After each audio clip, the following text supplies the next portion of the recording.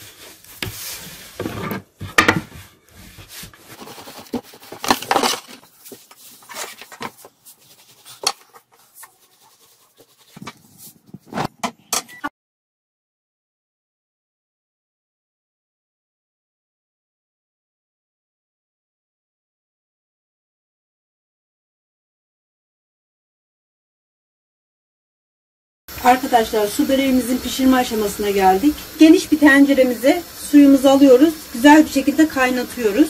Tuzunu da kaynadıktan sonra koyalım. Çünkü ilk baştan koyarsak kaynaması gecikir. O yüzden tuzumuzu da ekleyelim. Benim suyum kaynamaya başladı. 2 kaşık kadar tuz ekliyorum. Tatlı kaşığı. Tepsimizin dibini yağlıyoruz. Yufkamızı koymadan önce.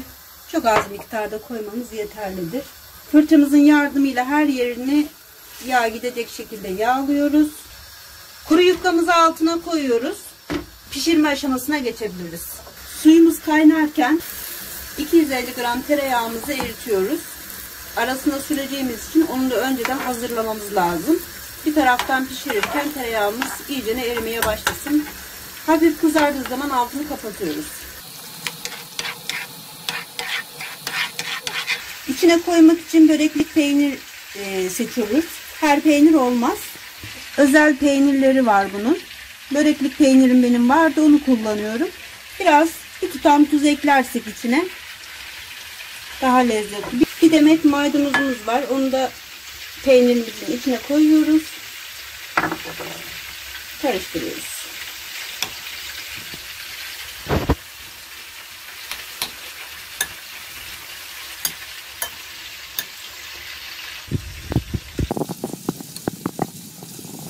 Yağımız şu anda eridi.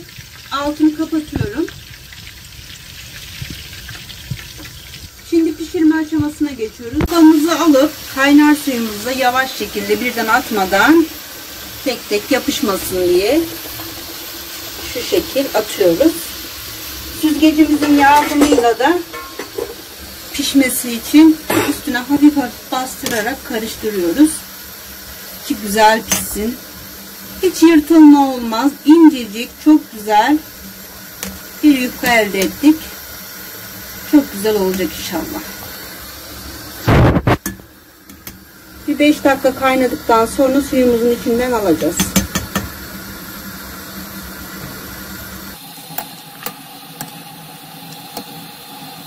Evet, yufkamız pişti.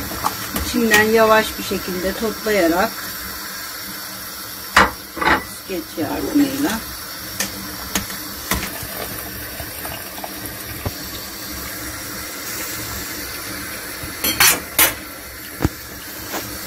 tabağımızın içine alıp büyük geniş bir kaba soğuk suyumuzu koyuyoruz. İçine yufkamızı atıyoruz.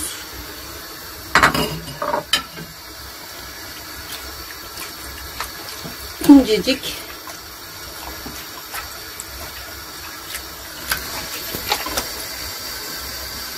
tereyağımızı alıyoruz.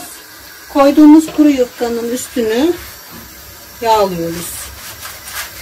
Fazla yağlı olmayacak şekilde aralarına fırça yardımıyla sürüyoruz.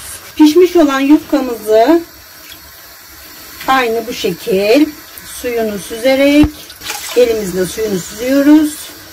Başka bir işleme gerek yok. Gördüğünüz gibi hiç yırtılma yok yufkamda. Tepsimize seriyoruz. Arasına tekrardan tereyağımızı sürüyoruz. Ben kaşıkla koymuyorum. Fırçayla olduğu zaman hem çok yağlı olmuyor. Her bir karesi daha dengeli oluyor. Ama diğer yufkamızı da kaynayan suyumuza atalım. Gördüğünüz gibi incecik açıldı. Yufkalarımız incecik. Diğer işlemde yaptığımız gibi yavaş yavaş birden atmadan hafif hafif suya atıyoruz.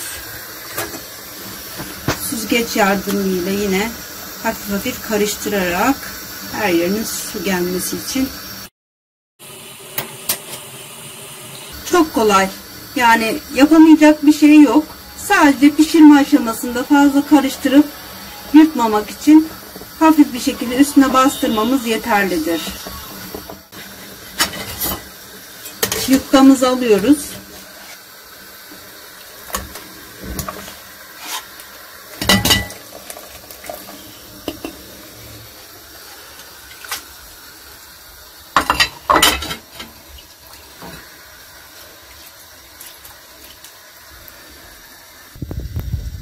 Böyle hafif, fazla sıkmıyoruz. Suyu akana kadar yufkamızın üstüne yerleştiriyoruz.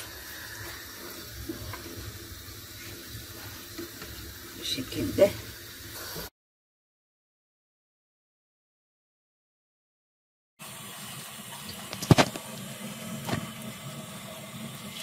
Şimdi bu katına peynirimizi koyuyoruz.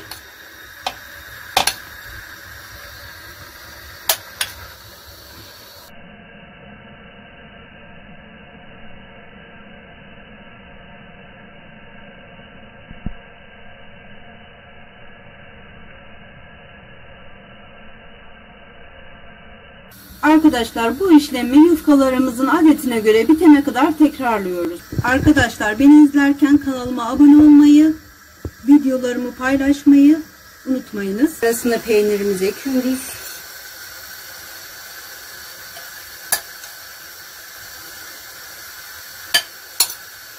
Peynirimizi 2 kat yufkadan sonra tekrar ekiyoruz arkadaşlar. Onu da belirteyim. Her katına koymuyoruz. İnşallah beğenirsiniz.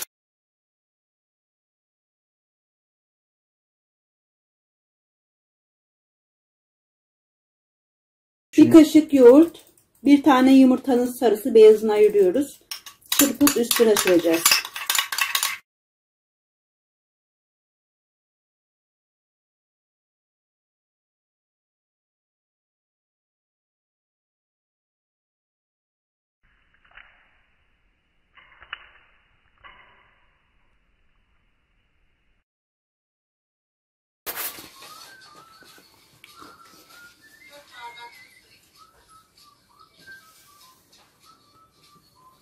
Arkadaşlar böreğim pişti. Siz de yaparsınız, beğenerek yersiniz. Şimdiden afiyet olsun.